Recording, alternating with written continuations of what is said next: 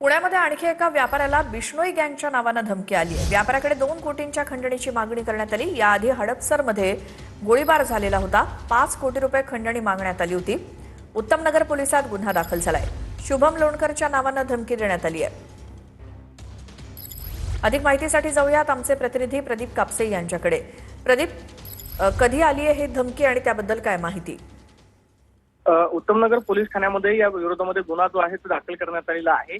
बिश्नोई गँगनं धमकी दिल्याचा उल्लेख जो आहे तो करण्यात आलेला आहे। एका व्यापाऱ्याकडे 2 कोटीची खंडणी जी आहे ती मागण्यात आलेली होती आणि त्या व्यापाऱ्यानं खंडणी देण्यास नकार दिला। त्यानंतर मात्र व्यापाऱ्यानं पोलिसांमध्ये तक्रार जी आहे ती दाखल केली। त्यानुसार पोलीस ठाण्यामध्ये गुन्हा दाखल झालेला आहे। मात्र गेल्या आठवड्यामध्ये काही दिवसांपूर्वी हडपसरमधल्या परिसरामध्ये 5 कोटीची खंडणी जी आहे ती मागण्यात आलेली होती आणि व्यापाऱ्यांना खंडणी दिली नाही म्हणून थेट कंपनीवरती गोळीबार जो आहे तो करण्यात आलेला होता।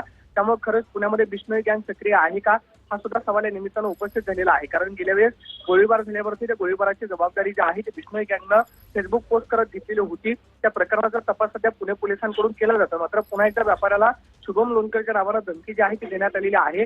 या घटनेचा तपास सध्या पोलिसांकडून केला जातो। मात्र बिश्नोई गँगच्या नावानं खंडणी जी आहे ती व्यापाऱ्यांकडे मागितली जाते। त्यामुळे आता पुणे पोलीस आरोपींना शोधून यावर काय कारवाई करतात हे फार महत्त्वाचं असणार आहे। मात्र पुण्यामध्ये खरंच बिश्नोई गँग आहे का हा सुद्धा सवाल या निमित्तानं उपस्थित झालेला आहे। कारण काही दिवसांपूर्वी झालेला गोळीबार पाहता आणि पुन्हा व्यापाराला आलेली धमकी पाहता पुणे पोलीस काय कारवाई करतात हे पाहावं लागेल। प्रदीप, धन्यवाद या माहितीसाठी।